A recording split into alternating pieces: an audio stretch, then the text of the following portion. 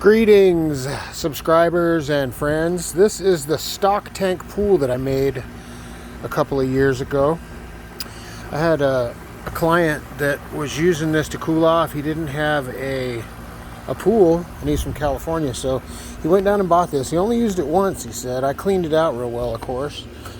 But it's 175 gallons, Rubbermaid, and you just put the plug in down there.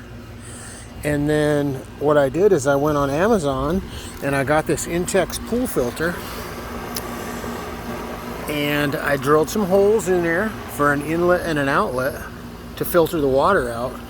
And I just fill it up with the hose. I let it sit out here in the sun all day, and it gets nice. It's super nice and cool at the end of the day when I get home from work. It's like 100 degrees today here in Boise. But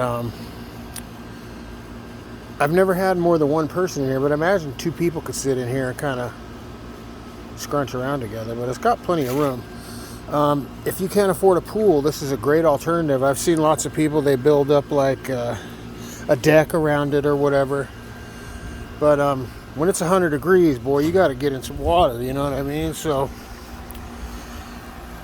it's really refreshing, and I keep a brand new tarp on top of it to keep the stuff from the leaves and the stuff from falling in it, so it keeps it nice and clean. But I throw a spa tablet in here every week or so, and it just keeps the water crystal clear and perfect, and change the filter, and boy, you are doing really nice for yourself with a nice cool pool at a fraction of the cost. So this is ManicBeastBoise signing off. Please check my channel for more fun and amazing videos.